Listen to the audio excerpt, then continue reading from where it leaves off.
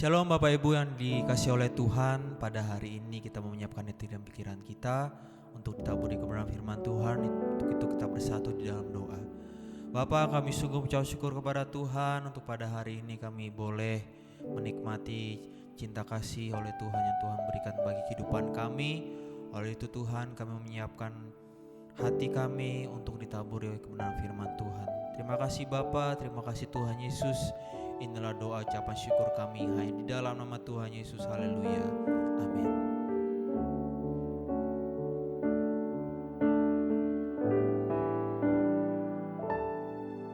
Salibmu membuka mataku, betapa berharga nilai hidupku,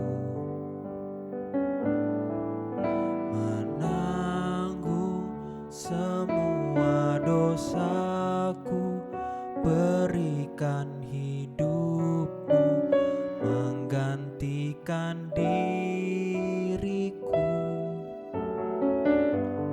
bukan karena kebuatanku,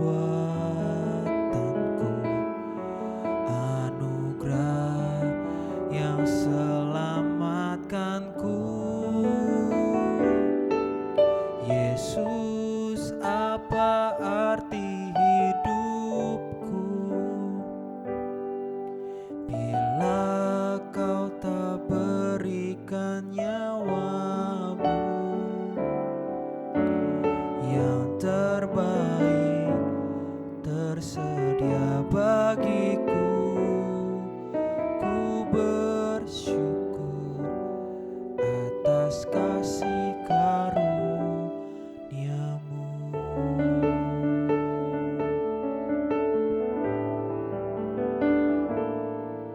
Salibmu membuka mataku, betapa berharga nilai hidupku,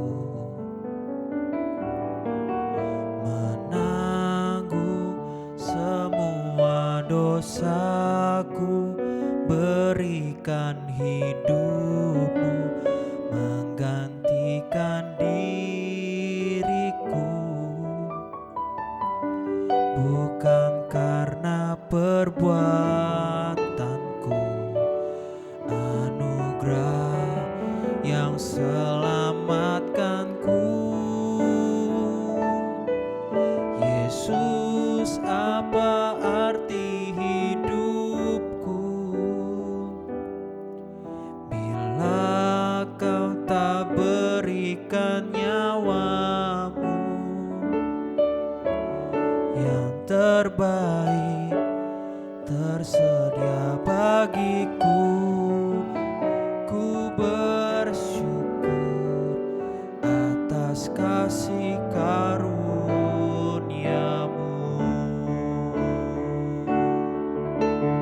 Oh Yesus, apa arti hidupku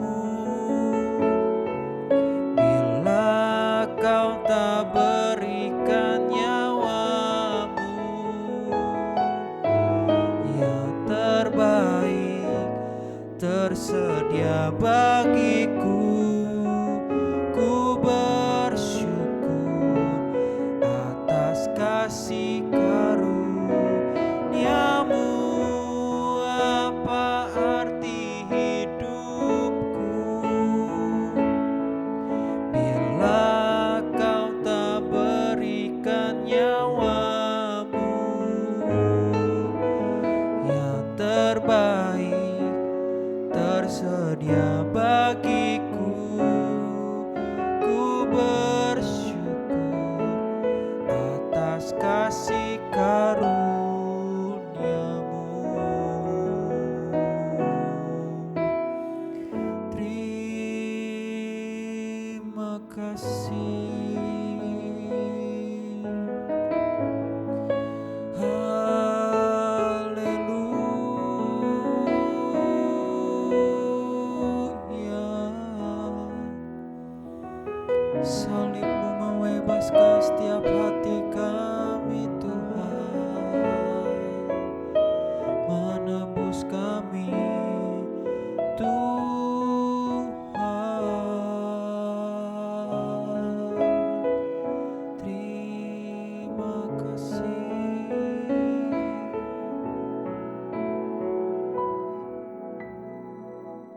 Shalom Bapak Ibu yang dikasihi Tuhan.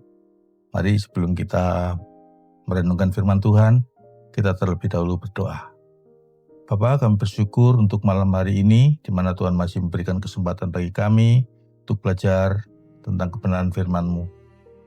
Kami mau menyiapkan hati kami, pikiran kami yang terbaik untuk Kau taburi dengan firman-Mu. Biarlah firman yang disampaikan oleh hamba-Mu saat ini boleh mengajar kami, boleh membentuk kehidupan kami, agar hidup kami seturut dengan kehendak Tuhan. Hamba-Mu yang penuh dengan keterbatasan dan kelemahan, kami serahkan juga dalam tangan Tuhan, kiranya hikmat, pengurapan, dan kuasa Tuhan menyertai hamba-Mu, sehingga apa yang disampaikan merupakan isi hati-Mu saja. Terima kasih Tuhan, kami bersyukur untuk kasih karunia-Mu, di dalam nama Tuhan Yesus Kristus. Amin. Bapak Ibu Saudara, hari ini kita akan belajar dari satu kitab dari nabi-nabi kecil, yaitu kitab Nabi Hagai. Sekalipun digolongkan sebagai kitab nabi kecil, tetapi Nabi Hagai menyuarakan suara yang sangat lantang, yang dapat menggugah iman kita, yang dapat mengoreksi, yang dapat membuat kita sadar apa kesalahan kita. Sebelum kita masuk dalam pembahasan, mari kita renungkan sejenak bagaimana keadaan bangsa Israel ketika zaman Nabi Hagai. Saat itu mereka baru pulang dari pembuangan di Babel. Mereka kembali ke Yerusalem. Mereka kembali dengan semangat yang baru karena mereka memasuki sejarah baru dalam kehidupan mereka. Mereka kembali dengan semangat yang membara. Fondasi bait suci sudah mulai diletakkan. Dan itu hanya berlangsung sesaat. Tetapi 16 tahun kemudian kita temukan keadaan yang berbeda. Dan itulah yang menjadi teguran Nabi Hagai kepada umat Israel. Semangat yang tadinya membara kemudian jadi meredup. Pembangunan bait suci yang semula dilakukan dengan penuh antusias, dengan penuh semangat. Tiba-tiba pembangunannya terhenti. Inilah konteks di mana Tuhan mengutus Nabi Hagai untuk menyampaikan sebuah pesan. Dan pesan itu tertulis pada kitab Nabi Hagai pasal pertama ayat 2 sampai ayat yang ke-9. Beginilah firman Tuhan semesta alam. Bangsa ini berkata, sekarang belum tiba waktunya untuk membangun rumah Tuhan. Maka datanglah firman Tuhan dengan perantaraan Nabi Hagai. Bunyinya, apakah sudah tiba waktunya bagi kamu untuk mendiami rumah-rumahmu yang dipapani dengan baik, sedangkan rumah ini tetap menjadi reruntuhan? Oleh sebab itu, beginilah firman Tuhan semesta alam. Perhatikanlah keadaanmu. Kamu menabur banyak tetapi membawa pulang hasil sedikit. Kamu makan tetapi tidak sampai kenyang. Kamu minum tetapi tidak sampai puas. Kamu berpakaian tetapi badanmu tidak sampai panas. Dan orang-orang yang bekerja untuk upah, ia bekerja untuk upah yang ditaruh dalam pundi-pundi yang berlobang. Beginilah firman Tuhan semesta alam. Perhatikanlah keadaanmu. Jadi, naiklah ke gunung, bawalah kayu, dan bangunlah rumah itu. Maka aku akan berkenan kepadanya, dan aku akan menyatakan kemuliaanku di situ. Firman Tuhan. Kamu mengharapkan banyak, tetapi hasilnya sedikit. Dan ketika kamu membawanya ke rumah, aku menghembuskannya. Oleh karena apa? Demikianlah firman Tuhan semesta alam. Oleh karena rumahku yang tetap menjadi reruntuhan, sedangkan kamu masing-masing sibuk dengan urusan rumahnya sendiri. Bapak Ibu Saudara, pesan Nabi Hagai malam hari ini memiliki relevansi yang sangat luar biasa bagi kita. Oleh karenanya renungan hari ini saya beri tema, awas prioritas yang salah. Awas prioritas yang salah. Mari kita biarkan firman Tuhan hari ini menguji hati kita. Mari kita izinkan firman Tuhan menelanjangi dalih-dalih kita. sehingga firman Tuhan itu mengubah jalan hidup kita. Bapak Ibu Saudara, yang pertama kita belajar dari apa yang kita baca tadi, bahwa umat Israel memiliki sebuah penyakit yang menjadi masalah dalam kerohanian mereka. Masalahnya bukan terletak pada keuangan. Masalahnya bukan terletak pada situasi politik. Masalahnya bukan terletak pada musuh-musuhnya. Tetapi masalahnya ada di hati mereka. Apa yang menjadi masalah dalam hati mereka? Kita temukan yang pertama, mereka selalu memiliki dalih yang kedengarannya logis. Di ayat yang kedua dikatakan, beginilah firman Tuhan semesta alam. Bangsa ini berkata, sekarang belum tiba waktunya untuk membangun kembali rumah Tuhan. Perhatikan baik-baik Bapak Ibu Saudara, mereka tidak bilang, kami menolak membangun. Mereka tidak bilang, kami nggak mau bangun. Mereka hanya bilang, belum tiba waktunya. Mereka menggunakan dalih waktu.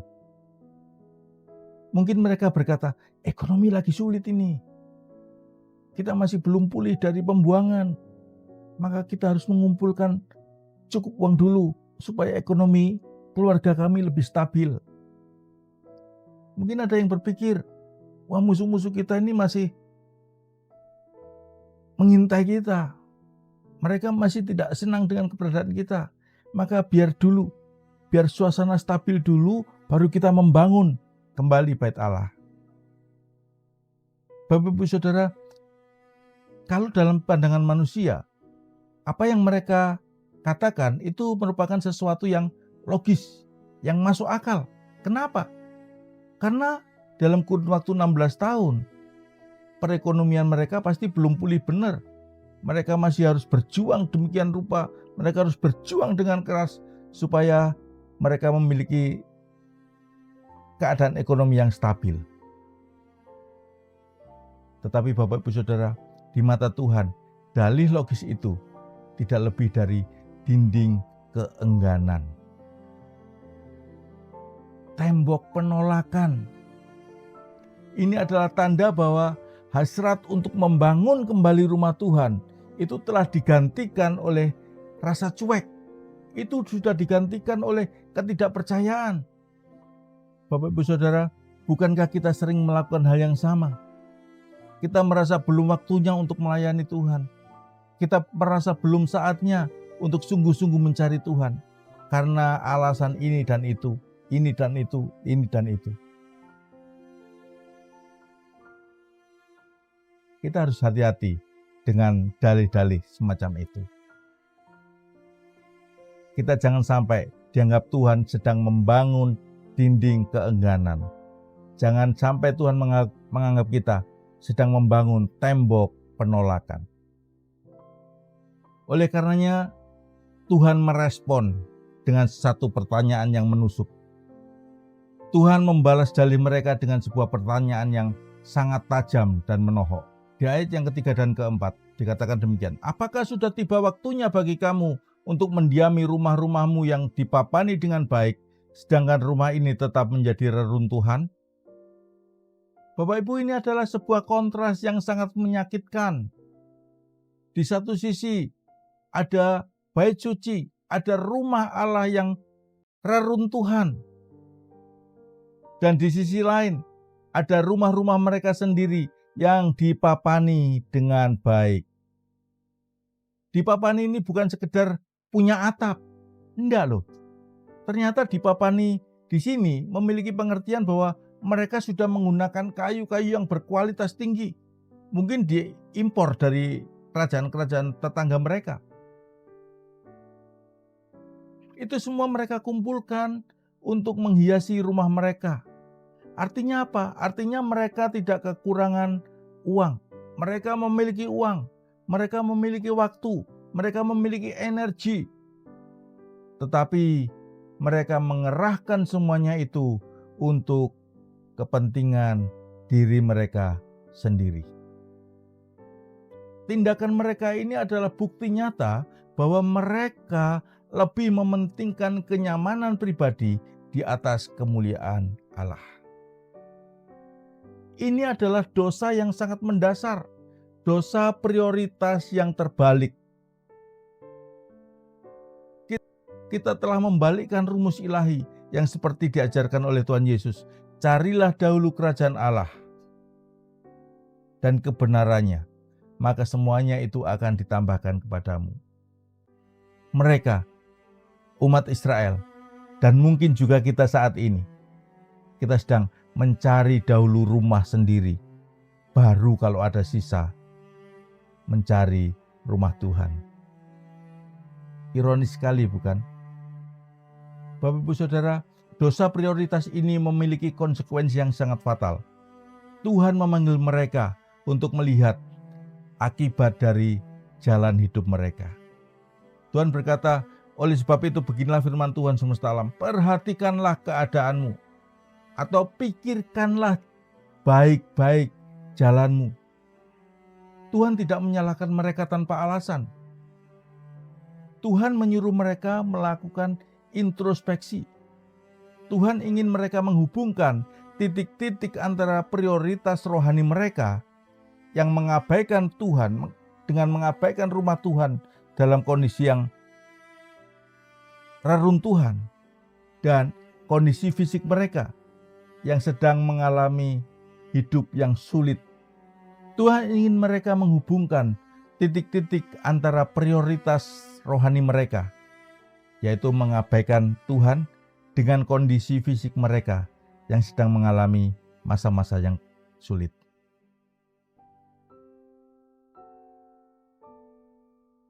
Tuhan ingin mereka memperhatikan keadaannya, memikirkan kembali jalan-jalan yang sudah mereka ambil. Lalu di ayat yang ke-6 dilanjutkan dengan pernyataan begini. Kamu menabur banyak tetapi membawa pulang hasil sedikit. Kamu makan tetapi tidak sampai kenyang. Kamu minum tetapi tidak sampai puas. Kamu berpakaian tetapi badanmu tidak sampai panas. Dan orang yang bekerja untuk upah, ia bekerja untuk upah yang ditaruh dalam pundi-pundi yang berlubang. Ayat yang ke-6 ini merupakan gambaran yang sangat menyedihkan tentang penderitaan ekonomi yang sedang dialami oleh bangsa Israel yang disebabkan oleh Tuhan sendiri. Mereka bekerja keras, sangat keras. Mereka bukan orang-orang yang malas. Mereka bekerja keras, mereka menabur banyak benih, tetapi hasil panennya sangat sedikit. Mereka memiliki makanan, tetapi mereka tidak pernah merasa kenyang. Mereka memiliki pakaian, tetapi pakaian itu tidak membuat mereka merasa hangat. Dan yang paling menyedihkan adalah mereka bekerja untuk upah yang ditaruh dalam pundi-pundi yang berlubang. Semua jerih payah finansial mereka hilang. Semua uang yang mereka kumpulkan musnah, raib, tanpa bekas. Itu bukan nasib buruk. Itu adalah intervensi ilahi. Campur tangan Tuhan. Itu adalah hukuman yang sesuai dengan pelanggaran dari perjanjian dengan Tuhan. Bapak Ibu Saudara, di mata Tuhan, ketika kita mengabaikan kerajaannya, maka kerja keras kita untuk kepentingan diri sendiri menjadi sia-sia. Kita mungkin mendapatkan banyak, tetapi kita tidak pernah merasa cukup. Kita tidak pernah merasa puas. Kita tidak pernah merasa damai sejahtera. Kita tidak pernah merasakan sukacita. Kenapa? Itu artinya kita sedang bekerja dengan pundi-pundi yang berlubang. Tetapi luar biasanya Bapak Ibu Saudara, sekalipun Tuhan mungkin kecewa dengan umat Israel, dengan Tuhan sudah menghukum mereka karena kesalahan mereka, karena dosa salah prioritas tadi. Tetapi Tuhan kita adalah Tuhan yang setia.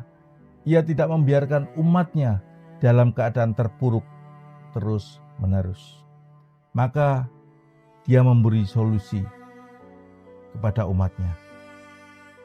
Solusinya apa? Yang pertama,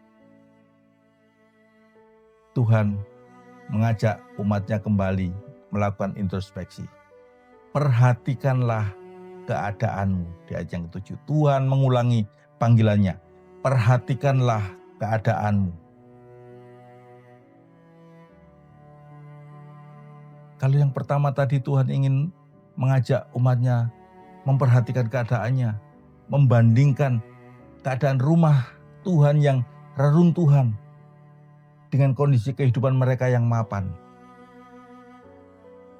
Tetapi di dalam kemapanan itu, mereka merasakan tekanan ekonomi. Mereka merasakan penderitaan karena kesulitan ekonomi.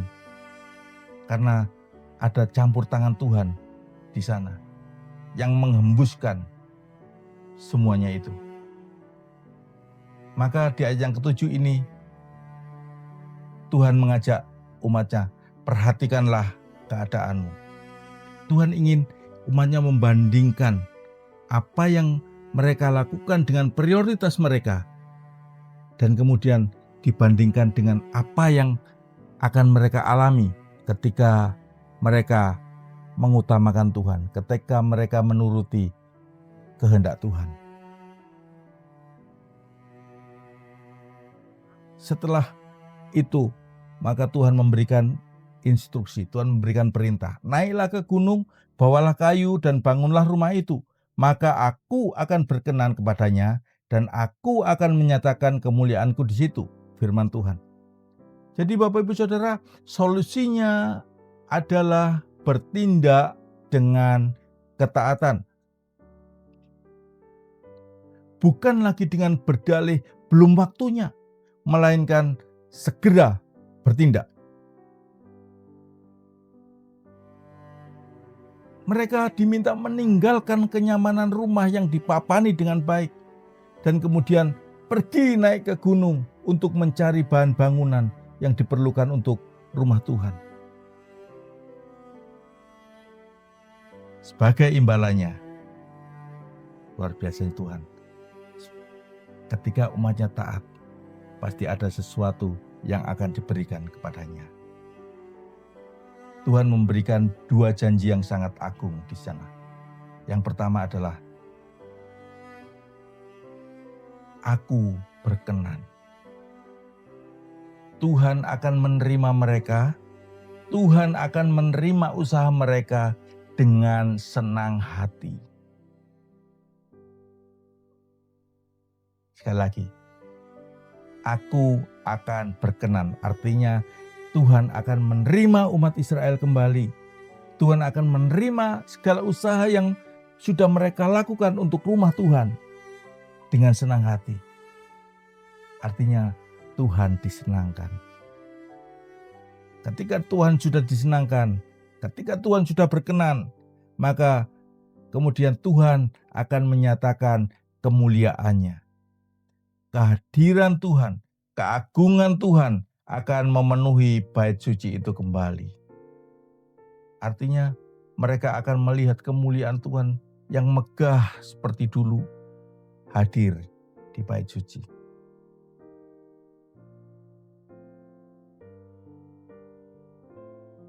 Jadi dari sini kita bisa belajar bahwa prioritas yang benar selalu mendatangkan perkenanan Tuhan dan kemuliaan Tuhan. Sekali lagi, prioritas yang benar selalu mendatangkan perkenanan Tuhan dan kemuliaan Tuhan.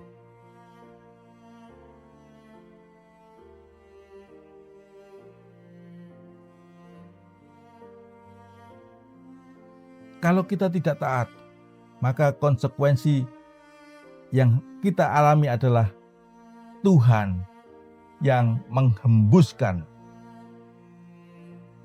segala sesuatu yang kita peroleh. Ayat yang ke-9 ini merupakan ringkasan yang sangat kuat. Kamu mengharapkan banyak, tetapi hasilnya sedikit.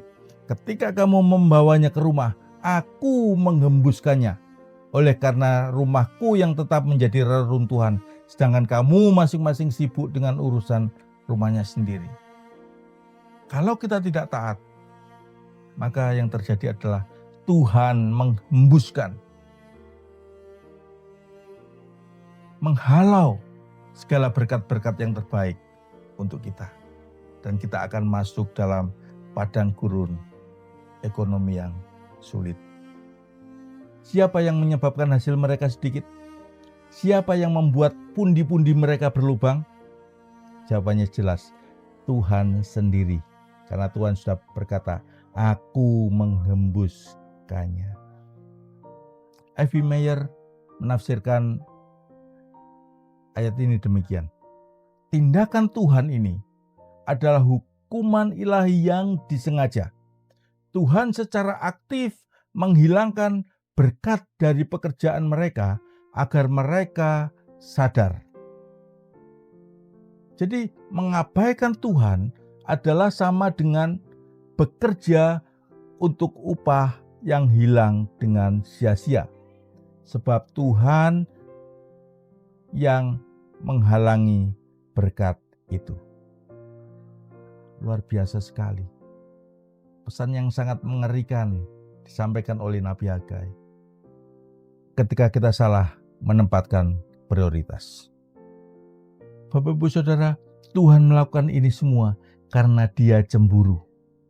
Tuhan cemburu karena melihat kita sibuk dengan rumah kita sendiri. Kita giat dengan urusan rumah kita sendiri. Tetapi kita membiarkan rumah Tuhan terbengkalai.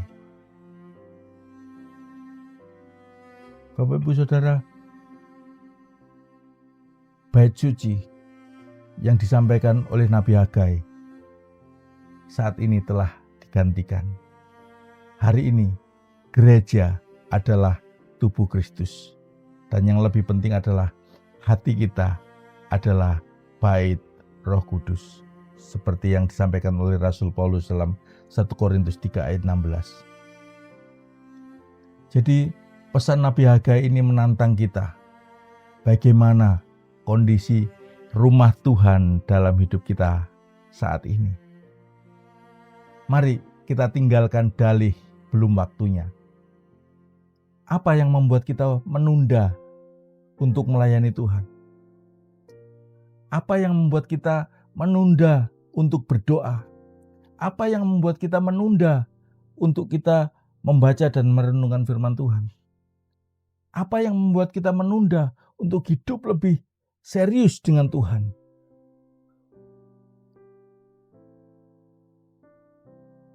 Bapak Ibu Saudara, mari kita perhatikan hidup kita. Apakah kita sedang giat berlari, sedang giat berusaha untuk kenyamanan kita sendiri daripada untuk kemuliaan Tuhan? Apakah kita lebih memprioritaskan kita membangun rumah kita sendiri dan kita membiarkan rumah Tuhan, bait Allah, bait Roh Kudus dalam hati kita terbengkalai seperti reruntuhan?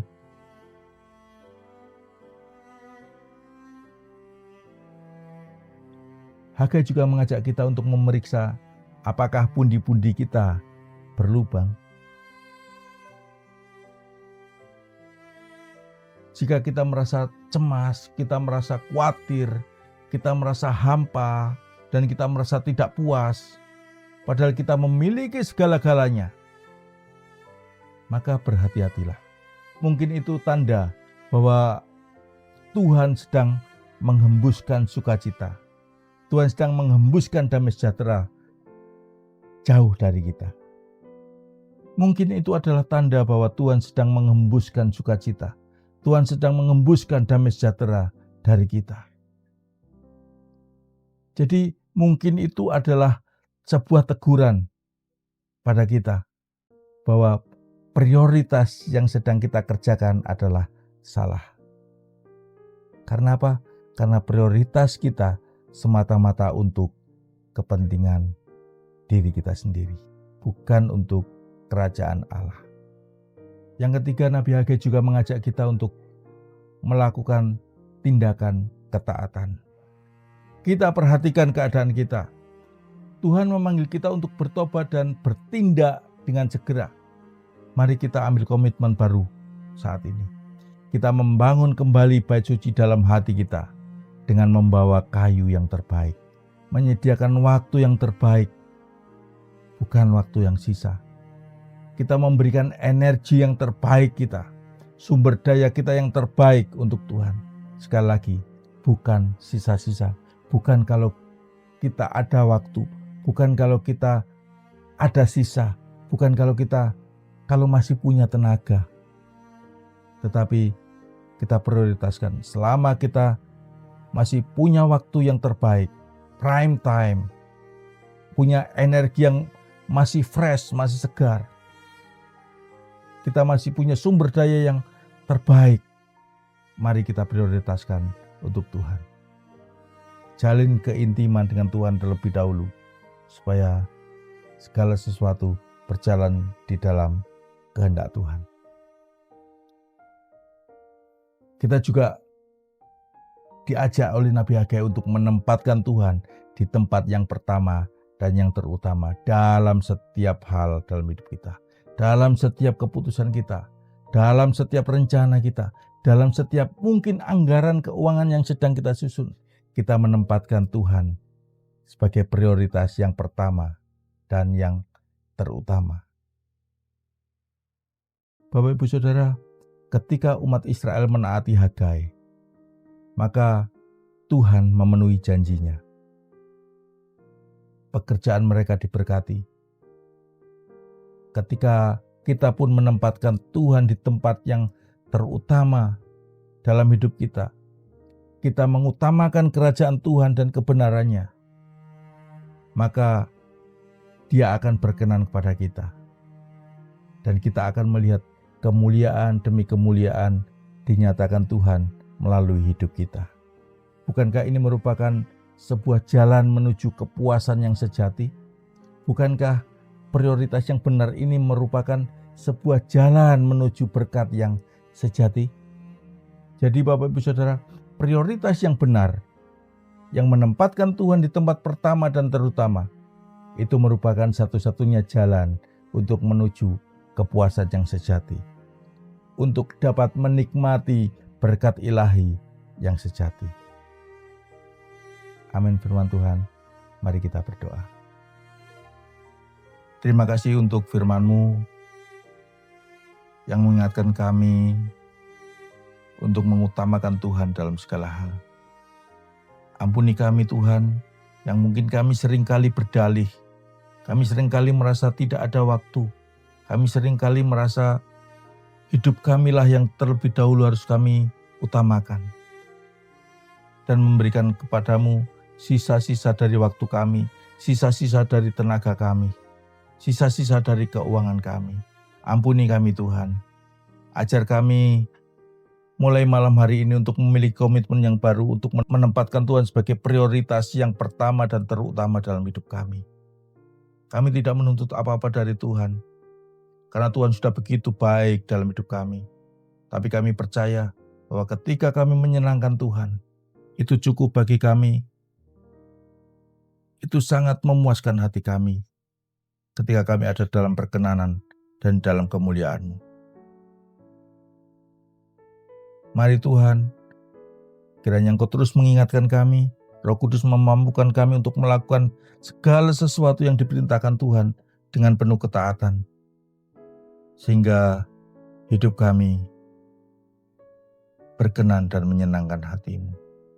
Terima kasih Tuhan, dalam nama Tuhan Yesus Kristus kami sudah berdoa dan mengucap syukur. Amin. Selamat malam, Tuhan Yesus memberkati.